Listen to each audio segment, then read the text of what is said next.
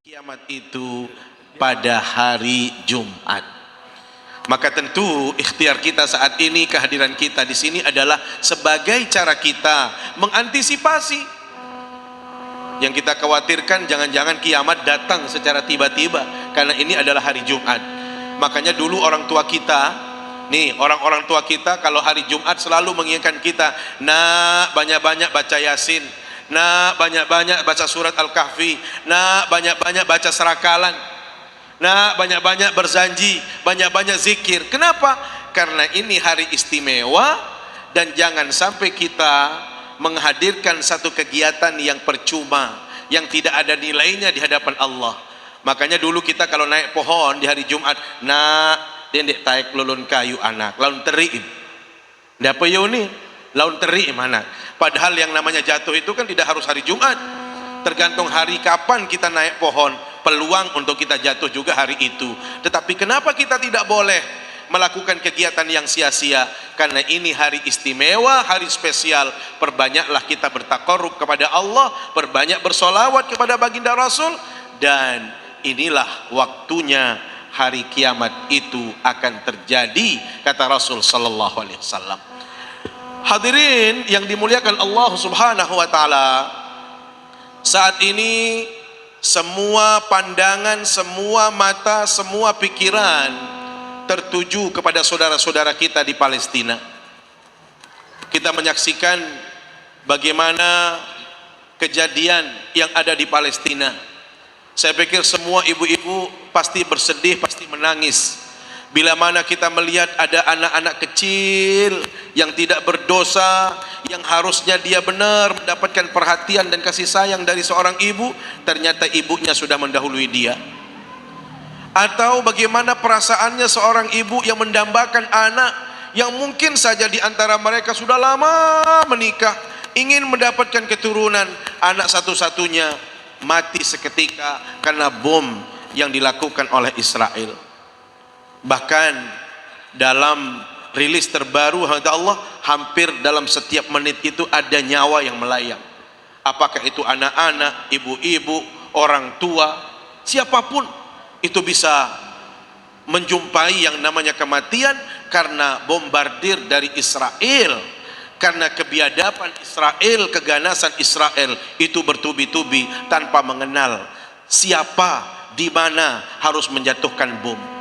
Hadirin yang dimuliakan Allah Subhanahu wa taala, karena itu menarik untuk kita bahas pada kesempatan ini, siapa Bani Israel? Siapa Yahudi itu? Kenapa seperti itu perilakunya?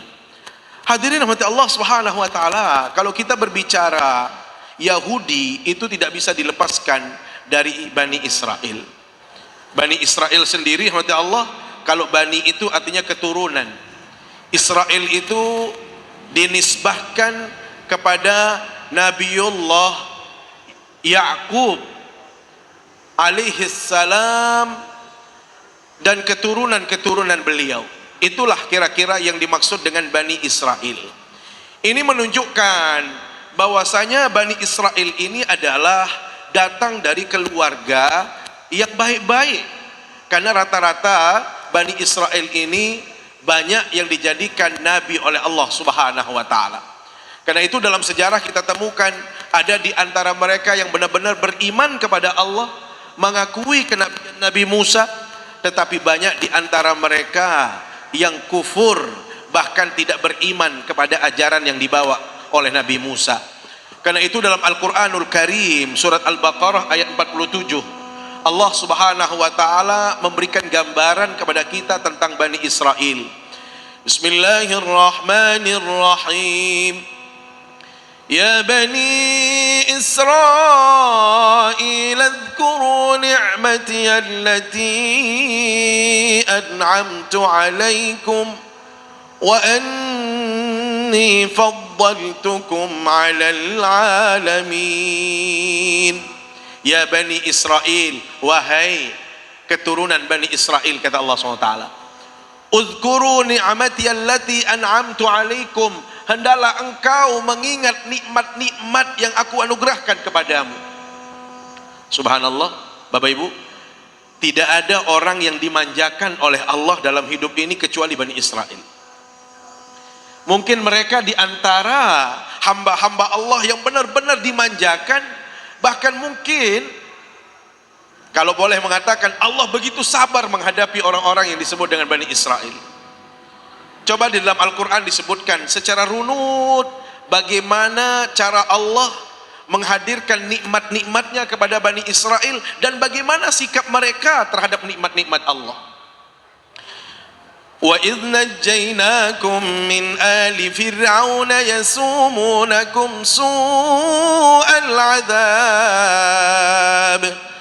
يُذَبِّحُونَ أَبْنَاءَكُمْ وَيَسْتَحْيُونَ نِسَاءَكُمْ وَفِي ذَلِكُمْ بَلَاءٌ مِّن رَّبِّكُمْ عَظِيمٌ وَإِذْ فَرَقْنَا بِكُمُ الْبَحْرَ فَأَنْجَيْنَاكُمْ وَأَغْرَقْنَا آلَ فِرْعَوْنَ وَأَنْتُمْ تَنظُرُونَ وَإِذْ وَاعَدْنَا مُوسَى 40 لَيْلَةً ثُمَّ اتَّخَذْتُمُ الْعِجْلَ مِنْ بَعْدِهِ وَأَنْتُمْ ظَالِمُونَ ثم عفونا عنكم من بعد ذلك لعلكم تشكرون وإذ آتينا موسى الكتاب والفرقان لعلكم تهتدون. Panjang ayatnya, itu semuanya berbicara tentang nikmat yang Allah berikan kepada Bani Israel. Bahkan terjadi dialog antara Nabi Musa dengan Bani Israel dan Nabi Musa dengan Allah Subhanahu wa taala. Mulai Allah menyebutkan wa idz najjainakum, ingatlah wahai Nabi Musa dan Bani Israel dikala Allah menyelamatkanmu dari kekejaman Firaun. Bayangkan di zaman Firaun mereka dihinakan oleh Firaun. Setiap anak yang lahir kalau itu laki-laki langsung disembelih sama Firaun. Sehingga yang dibiarkan hidup dari kalangan Bani Israel itu hanya perempuan saja. Dan bisa dibayangkan di saat mereka akan ditenggelamkan, akan tenggelam ke dasar lautan, untung ada Nabi Musa dengan tongkatnya sehingga mereka bisa diselamatkan dari bencana banjir atau dari bencana laut. Ternyata apa kata Allah? Coba engkau bersyukur. Bukannya mereka bersyukur, bukannya mereka kembali kepada Allah. Ternyata setelah Nabi Musa berangkat menuju Allah 40 hari meninggalkan mereka, pesan Nabi Musa itu agar mereka beriman kepada Allah. Ternyata mereka kembali menyembah anak sapi yang mereka anggap sebagai Tuhan. Karena itu Allah SWT mengingatkan, engkau ini orang-orang yang zalim, tapi dimaafkan lagi oleh Allah SWT. Apa tujuannya? Supaya mereka ingat kepada Allah, kembali kepada Allah, bisa mensyukuri nikmat-nikmat Allah. Hadirin Allah, apakah cukup sampai di situ? Tidak. Ternyata dia diberikan lagi nikmat yang luar biasa. Wa dhallalna 'alaikumul ghamam. Allah menaungi orang-orang Bani Israel ini dari terik panas matahari. Bayangkan di Arab dulu itu panas teriknya luar biasa. Kita saja walaupun sekarang ini sudah musim hujan atau mau mulai hujan, kadang-kadang jam-jam tertentu kita sudah tidak berani keluar rumah, keluar tempat kerja. Kenapa? Kepanasan kita. Ternyata mereka diistimewakan oleh Allah. Kemana mereka pergi berkelompok, itu ada naungan di atas langit sana. Ada tempat berteduh, terus kemana mereka? Masya Allah. Kira-kira kalau kita punya seperti itu, payung berjalan, senang apa tidak? Hah? Wah, nggak perlu kita cari kipas-kipas, Bu, ya. Tidak perlu kita harus cari pendingin. Kenapa? Kemanapun kita pergi selalu dibayang-bayangi dan dinaungi, ya, selalu kita dijaga oleh Allah SWT. Apalagi wa dhallalna 'alaikumul ghamam wa anzalna 'alaikumul manna wassalwa. Dari langit itu diturunkan makanan yang super lezat. Makanan yang sangat manis dan sangat baik untuk kesehatan, itu laksana madu. Jadi madu diturunkan, kemudian ada lagi burung puyuh yang mohon maaf, itu burung yang muda-muda itu lebih banyak daripada yang kita lihat. Misalnya di pohon itu numpuk, saking banyaknya dia boleh memakannya, dia bisa mengambilnya, menyembelihnya, menikmati. Bayangkan pada Allah, siapa yang tidak senang Pak Haji Bukran bila difasilitasi oleh Allah madu di mana-mana, ya, burung seperti darah di mana-mana. Kira-kira senang kalau punya seperti itu? Apalagi madu, ya, kita kadang-kadang sulit mencari madu. Kita kalau nih aja kadang-kadang kita beli itu di jalur yang di sini nih, apa di Karangsukun apa itu, sulit. Kadang-kadang kita mana yang asli, dia bilang yang ini setengah asli, ini yang super sulit. Ternyata mencari madu yang asli itu kalau bawa ke rumah istri marah, baru yang namanya asli. Ya Bu ya, ya Bu ya. Jadi kalau hanya masih di masjid dibicarakan, di kantor, itu enggak asli. Tapi kalau sudah bawa yang asli, ibunya marah, itu asli Pak. Itu cara menguji madu asli atau madu palsu, ya. Tapi yang terjadi pada zaman Nabi Musa itu adalah benar-benar asli, diturunkan oleh Allah. Apa tujuannya? Supaya mereka pandai bersyukur kepada Allah SWT. Ternyata nyatanya mereka tidak bersyukur, mereka jauh dari Allah SWT. Bahkan pada Allah sampai-sampai dalam ayat disebutkan, wa idz qultum ya Musa lan nu'mina laka hatta narallaha jahrah. Nabi Musa, kami tidak akan pernah beriman kepada Allah sebelum saya jumpa langsung dengan Allah. Coba lihat bagaimana kufurnya, bagaimana ingkarnya Bani Israel. Sudah diberikan fasilitas, semua yang dia inginkan dikasih oleh Allah, ternyata dia tidak beriman kepada Allah SWT. Karena itu Allah, kalau ada dalam kehidupan kita, di kantor kita, di tempat kerja kita, atau mungkin tetangga kita yang mohon maaf sudah dikasih tahu, sudah diberitahu, sudah diajarkan, enggan juga dia melakukan kebaikan itu, bahkan dia menunjukkan kesombongan dalam kehidupan kita, saya khawatir jangan-jangan ada keturunan Fir'aun dan Bani Israel dalam diri orang tadi, ya. Makanya bisa kita lihat di kantor-kantor atau di mana-mana, kalau ada orang yang pengkung-pengkung gitu ya, yang nggak mau diajak kebaikan, diajak untuk melakukan amal saleh, saya khawatir jangan-jangan di situ ada keturunan Bani Israel. Hadirat Allah, inilah potret Bani Israel yang selalu sombong dalam kehidupannya. Karena itu hadirat Allah, kita jangan mengikuti. Jadi apa yang terjadi saat ini juga bisa menjadi pelajaran bagi kita. Apa itu? Paling tidak jangan mengikuti model Bani Israel, orang-orang Yahudi di dalam menjalani kehidupan. Mereka selalu sombong, tidak taat, tidak mau melakukan kebaikan, bahkan tidak mau beribadah kepada Allah SWT walaupun Nabi sudah datang. Sehingga yang terjadi kemudian adalah karena kesombongannya menjadikan dia menolak kebenaran-kebenaran itu. Ingat kata Rasul sallallahu alaihi wasallam, Bapak Ibu, la yadkhulul jannata man kana fi qalbihi mithqala dzarratin min kibr. Tidak akan masuk surga seseorang yang bila mana di dalam hatinya ini masih dia simpan kesombongan, walaupun kesombongan itu sebesar biji zarrah, sebesar atom sekalipun. Bapak Ibu, kalau kesombongan ini masih nempel dalam hati kita, maka itu akan menjadi penyebab kita untuk tidak masuk surga. Bisa dibayangkan, sekecil itu saja bisa menjadikan kita terhalang masuk surga. Bagaimana dengan orang yang perilakunya setiap saat sombong, setiap hari menunjukkan kesombongan, mentang-mentang dia sudah menjadi pejabat, padahal baru selepel kasih, kadang-kadang noaknya Masya Allah. Ya kan ada orang, bukan di PU maksudnya, di luar sana, itu Masya Allah jalannya aja beda, dan baru jadi kasih, belum jadi kabid, belum jadi kepala dinas, ya sudah Masya Allah gayanya, cara jalannya, ngomongnya, gaya sekali, luar biasa, ya. Padahal apa yang kita sombongkan dalam hidup ini, ya. Ingat rahmat Allah, kalau dalam surat Al-Baqarah yang menjadi renungan kita ayat 28, Allah Subhanahu wa taala mengingatkan kita, kaifa takfuruna billah wa kuntum amwata. Manusia, apa alasan kita untuk ingkar kepada Allah? Apa yang menjadi alasan untuk kita sombong di hadapan Allah? Kenapa? Kuntum amwata, kita ini dulu tidak ada, Bapak Ibu. Coba kembalikan kepada diri kita. Saya tiang yang saat ini ya ceramah di depan ibu-ibu, dulu tidak ada. Bapak-bapak yang mungkin punya jabatan, ibu-ibu yang mungkin diberikan amanah jabatan, dulu kita tidak ada. Maka kok bisa kita setelah diadakan oleh Allah, diwujudkan oleh Allah, kemudian kita menghadirkan kesombongan? Maka Allah SWT katakan, apa alasan kita untuk sombong?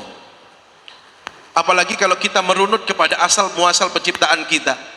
Bapak Ibu, orang tua kita Adam alaihissalam itu diciptakan oleh Allah dari unsur tanah. Kemudian berikutnya kita ini lahir ke dunia, mohon maaf, sumber utama yang menjadikan kita lahir, kita dijadikan oleh Allah min nutfatin amsyad, dari sperma yang sangat hina dina. Bayangkan ada orang yang berasal dari sesuatu yang hina, sesuatu yang tidak bagus, tetapi kok dalam kehidupannya dia menunjukkan kesombongan yang luar biasa, seolah-olah dia yang paling hebat, dia paling oke, dia paling berkuasa dan lain sebagainya, sehingga dia memandang sesama ini selalu di bawah dan dia merasa paling hebat, paling hero. Hati-hati mata Allah, kalau ada sikap sombong itu dalam diri kita, maka itu semua akan menjadi penghalang kita untuk masuk surga di hari kiamat kelak. Rasul sallallahu alaihi wasallam, Bapak Ibu, memberikan gambaran tentang apa saja bentuknya orang yang sombong itu. Al-kibru batrul haqqi wa ghamtun nas. Orang yang sombong itu, kata Rasul, adalah mereka yang menolak kebenaran, orang yang tidak mau melaksanakan kebenaran. Makanya kita harus antisipasi diri kita, evaluasi diri kita. Apakah kita termasuk orang-orang yang membangkang? Apakah kita termasuk yang durhaka? Apakah kita termasuk orang yang tidak mau melaksanakan ajaran Allah? Banyak ayat-ayat suci Al-Quran yang disampaikan oleh Nabi, yang disampaikan oleh para tuan guru, para ustadz. Apakah kita termasuk yang melaksanakan perintah itu? Atau sebaliknya, kalau kita termasuk orang-orang yang tidak mau melaksanakan kebaikan, maka itu tandanya kita sedang menunjukkan kesombongan di hadapan Allah Subhanahu wa ta'ala. Kemudian apa kategori orang sombong itu? Yang kedua, wa ghamtun nas. Jadi sombong itu yang pertama tadi adalah menolak kebenaran-kebenaran, dan yang kedua adalah meremehkan orang lain, merasa diri paling hebat, paling oke, sehingga dia yang harus dihormati, dihargai, disanjung dan lain sebagainya. Lupa dia mata Allah, ya, padahal segala sesuatu yang kita miliki ini adalah milik Allah Subhanahu wa ta'ala. Karena itu hati-hati dalam kehidupan kita mata Allah, jangan sampai kita dihinggapi oleh rasa sombong tadi. Karena kesombongan inilah yang ditampakkan oleh Fir'aun. Yang kedua mata Allah, yang menjadi pelajaran bagi kita untuk kita hadirkan dari apa yang terjadi saat ini. Kalau tadi jangan sampai kita menjadi orang-orang seperti Bani Israel dalam kesombongannya. Termasuk yang kedua kata Allah, jangan sampai kita kufur nikmat.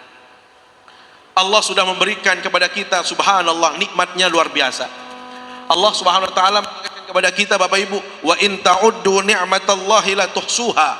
Sekiranya kita coba menghitung satu persatu, menguraikan satu persatu, berapa nikmat yang sudah kita terima, sepintar siapapun kata Allah, la tuhsuha, mustahil kita mampu menghitung nikmat Allah Subhanahu wa ta'ala. Ibu-ibu yang biasa ngitung uang ya, bukan ngitung hutang. Hebatnya ngitung uang, Masya Allah, apalagi bendahara.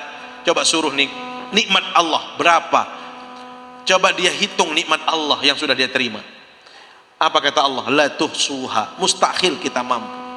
Bayangkan kata Allah, jangan jauh-jauh dalam kehidupan kita. Kesehatan ini saja, banyak di antara kita yang kurang sadar arti kesehatan. Seolah-olah kita sehat saat ini itu bukan nikmat yang besar. Makanya Rasul sallallahu alaihi wasallam, Bapak Ibu, kenapa kita selalu dianjurkan dalam kehidupan ini supaya Anda bisa bersyukur, coba sering-sering melihat orang lain. Kalau kita mau tahu arti kesehatan, Bapak Ibu, coba jenguk saudara kita saat ini sedang sakit. Kalau ada kolega, teman, sahabat, tetangga yang sakit, coba tanya dia, Tanya dia apa pertanyaannya, senang sakit apa tidak? Kalau dibilang senang ya boleh juga ibu bapak minta sakit seperti dia. Berapa biayanya orang sakit itu? Bayangkan kalau jantungan, ya, kalau sudah sakit-sakit yang seperti tadi, itu biayanya juga mahal. Coba tanya pasien-pasien yang cuci darah. Cuci darah itu tidak enak. Kalau kita cuci darah sendiri, ya Allah, biayanya sekali cuci itu tidak kurang dari 2 juta. Bayangkan kalau seminggu kita 2 kali, itu sudah 4 juta seminggu. Sebulan berarti 4 kali 4, 16 juta.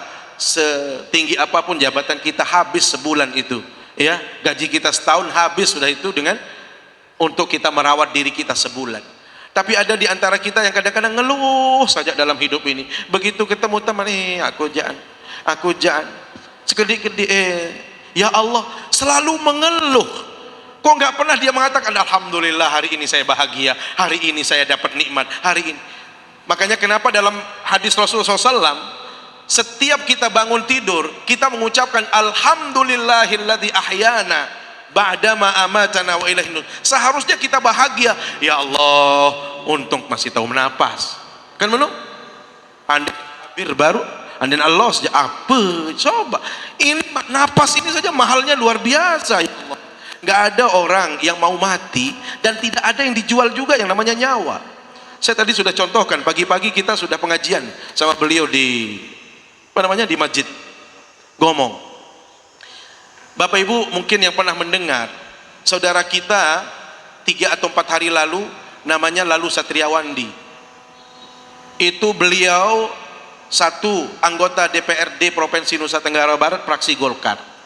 Beliau itu juga sekretaris partai Golkar. Masih muda, 52 tahun. Konon saya dapatkan informasi jam 12 malam itu masih beliau diskusi dengan konstituen beliau. Segar. Ternyata jam 3 itu beliau sudah tidak ada lagi nyawanya. Dia hanya bangunkan istri untuk dikerokin sedikit langsung meninggal. Bayangkan, tidak ada tanda-tanda untuk meninggal dunia. Lihat, artinya apa menurut Allah? Kematian itu bisa datang tiba-tiba. Jadi dia tidak mengenal usia kita berapa, status kita apa. Kalau sudah meninggal dunia menurut Allah, maka kita tidak bisa melakukan apapun juga. Karena itu jangan sampai kita selalu mengeluh dalam hidup ini, seolah-olah kita yang paling hina, seolah-olah kita tidak mendapatkan apapun dari Allah. Saya selalu katakan, teman-teman saya yang mohon maaf mungkin masih status pegawaiannya itu hanya P3K, atau mungkin masih honor, syukur. Bukan itu yang kita lihat, kita masih sehat. Ada orang yang gajinya 10 juta sebulan, 50 juta, aku sakit, melem 50, berapa gaji? Saya kan sekali-kali rumah sakit, ini ndek kanggo, ndek kanggo, ya apa kanggo menu? Tetun saya juta setiap bulan, lagu nasi doang ndek kanggo, sia ndek kanggo, masih saya juta. Karena kita tidak menikmati rahmat Allah. Benar 50 juta sebulan, 1 juta, tapi semua dilarang. Lebih baik yang gajinya 1,5 juta semua boleh dimakan. Kan begitu? Kenapa? Ini menunjukkan kita sehat. Maka subhanallah, mensyukuri nikmat Allah, rahmat Allah, itu adalah keniscayaan. Jangan sampai kita mengambil mentalitas Bani Israel yang selalu kupur kepada Allah, diberikan karunia, diberikan nikmat, selalu lupa kepada Allah SWT. Ingat Bapak Ibu yang dimuliakan Allah SWT, bila mana kita ingat pada nikmat Allah, bila mana kita bersyukur kepada Allah SWT, paling tidak ada 3 janji Allah yang akan kita dapatkan dalam kehidupan ini. Apa itu yang 3? Yang pertama, wa in tashkuru yardahu lakum. Bila mana engkau bersyukur, maka Allah akan ridho kepada engkau. Allah akan meridhai kita, merestui kita. Itu dalam surat Az-Zumar ayat 7 disebutkan, kalau kita pandai bersyukur, Allah akan ridho kepada kita. Hadirat Allah, kalau Allah sudah ridho, nggak ada yang sulit dalam hidup ini, nggak ada yang mustahil. Allah pemilik segalanya, penentu segalanya. Walaupun saudara-saudara kita, teman kita mengatakan ini tidak mungkin, kalau Allah mengatakan kun fayakun, mungkin semua. Nggak ada yang sulit. Kenapa? Allah sudah ridho dengan kita. Makanya yang kita cari itu adalah keridhaan Allah. Ya, Kalau Allah sudah ridho kepada kita, maka yakin manusia juga akan baik kepada kita. Kapan Allah ridho kepada kita? Salah satu caranya adalah wa in tashkuru yardahu lakum, kalau kita pandai bersyukur. Yang kedua, Bapak Ibu yang dimuliakan Allah SWT, kalau kita pandai bersyukur, maka Allah janjikan wa may yashkur fa innama yashkuru li nafsih, dalam surat Luqman ayat 12. Barang siapa yang bersyukur, maka sebenarnya dia mensyukuri dirinya sendiri. Apa maknanya? Bila mana Bapak Ibu kita bersyukur, maka nilai syukur itu pasti kembalinya kepada kita. Pahalanya akan kembali kepada kita. Manfaatnya pasti kita yang mendapatkannya. Tidak mungkin tetangga yang dapat, tidak mungkin orang lain yang dapat. Orang kita yang bersyukur, maka dia akan kembali. Paling tidak pahalanya, nilainya kita yang akan dapatkan. Kapan? Kalau kita bersyukur. Makanya yang ketiga, ya, inilah yang kita sebut di antara yang kita sebut dengan manfaat syukur. Yang ketiga adalah la in syakartum la azidannakum wa la in kafartum inna adzabi lasyadid. Sekiranya kita pandai bersyukur, maka Allah pasti akan menambahkan nikmat-nikmat lainnya dalam kehidupan kita. Tidak ada cerita orang yang selalu berbagi itu akan menjadi miskin. Tidak ada cerita orang yang pemurah dalam hidup ini akan jatuh menjadi orang yang hina, tidak memiliki apa-apa. Rasul sallallahu alaihi wasallam mengatakan, Bapak Ibu, mana qasat sadaqatun min mal, tidak ada ceritanya harta yang diinfakkan itu akan berkurang. Saya nggak tahu di PU ini siapa yang paling pemurah, coba angkat tangan. Yang paling pemurah, yang merasa paling pemurah. Enggak, maksud saya begini, apakah benar dia yang pemurah ini justru menjadi miskin? Atau mungkin pernah kita di tetangga, sahabat, ada orang yang pemurah, ya Allah, dulu kaya ini Pak, tapi karena pemurah dia miskin sekarang. Ada seperti itu? Ada nggak kasusnya? Nah, kan nggak ada. Justru orang yang pelit itulah yang jatuh miskin. Ini Masya Allah, lagu Pelit bin Medit, ia gawin menik kejarian. Hidupnya tidak senang, tidak tenang, tidak bahagia, bahkan dia merasa kurang terus. Kenapa? Karena dia pelit. Karena itu janji Rasulullah SAW tidak mungkin meleset kepada Allah. Orang kalau dia bersedekah, kalau dia berbagi, itu tanda syukur dia. Pasti Allah yang akan tambahkan nikmat-nikmat lainnya dalam kehidupan dia. Tetapi sebaliknya, mohon maaf, tidak ada cerita orang pelit itu akan mudah rezekinya. Tidak ada ceritanya orang yang bakhil itu akan semakin kaya dalam kehidupan ini. Tetapi justru orang yang kaya itu, bila mana dia selalu bersedekah, selalu memberi, selalu berbagi, justru dia dimudahkan hidupnya oleh Allah SWT. Kadang-kadang ibu-ibu juga sering testimoni, ya Allah baru saya ngasih 5.000, bilang kan datang 500 coba. Ada saja jalannya. Kenapa? Padahal kita hanya ngasih 5.000. Itulah cara Allah melipat gandakan sesuatu. Karena itu kata Allah, tidak ada ruginya orang bersyukur. Sebaliknya, apa yang terjadi pada diri Bani Israel itu pasti apa yang dijanjikan oleh Allah SWT. Wala in kafartum inna adzabi lasyadid. Dan jika engkau kufur kepadaku, maka tentu azab-azab Allah SWT sangatlah pedih yang menanti Anda. Karena itu Allah, mudah-mudahan melalui penjelasan ini, apa yang terjadi saat ini dan pelajaran-pelajaran yang bisa kita ambil dari orang-orang Bani Israel, supaya kita tidak menghadirkannya dalam kehidupan kita. Jangan berperilaku menjadi orang yang sombong, dan janganlah kita menjadi orang yang kufur nikmat. Saya pikir demikian yang dapat kami sampaikan. Terima kasih atas segala perhatian kita, dan mohon maaf bila ada hal-hal yang kurang berkenan. Mari kita akhiri dengan sama-sama berdoa, bermunajat kepada Allah Subhanahu wa taala. A'udzubillahi minasyaitonir rajim. Bismillahirrahmanirrahim. Alhamdulillahirabbil alamin. Wassalatu wassalamu ala asyrafil anbiya'i wal mursalin wa ala alihi wa sahbihi ajma'in. Allahumma a'inna ala dzikrika wa syukrika wa husni ibadatik. Allahumma uzi'na an nashkura ni'mataka allati an'amta alaina wa ala walidayna wa an na'mala salihan Allah wa adkhilna bi rahmatika fi ibadika as-salihin.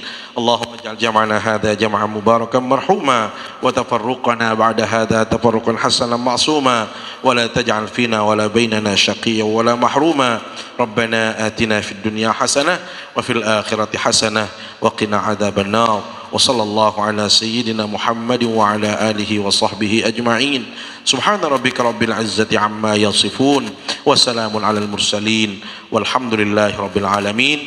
Subhanakallahumma bihamdika asyhadu an la ilaha illa anta astaghfiruka wa atubu ilaik. Wassalamualaikum warahmatullahi wabarakatuh. Jamaah yang kami hormati, demikianlah pengajian kita pada pagi hari ini. Sekali lagi, tiang atas nama Takmir Masjid menyampaikan terima kasih kepada Al-Mukarram Dr. Tuan Guru Haji Lalu Ahmad Zainuri yang telah memberikan tausiah untuk kita pada pagi hari ini, dan terima kasih pula kepada Bapak Ibu yang telah meramaikan pengajian kita pada pagi hari ini. Sekali lagi mudah-mudahan tercatat sebagai amal ibadah oleh Allah Subhanahu wa taala. Amin ya rabbal alamin. Mari kita akhiri dengan sama-sama menutup pengajian kita pada pagi hari ini dengan membaca hamdalah. Alhamdulillahirabbil alamin. Wabillahi taufiq wal hidayah. Assalamualaikum warahmatullahi wabarakatuh. Sallallahu rabbuna ala nuril mubin Ahmad al-Mustafa Sayyidil mursalin wa ala alihi wa sahbihi ajma'in wa ala alihi wa sahbihi ajma'in. Allahumma salli ala sayyidina wa habibina wa sabina wa zuhrina wa mustafa wa maulana Muhammad. Allahumma salli wa sallim wa barik alaihi. Taqabbalallahu minkum minna wa minkum taqabbal ya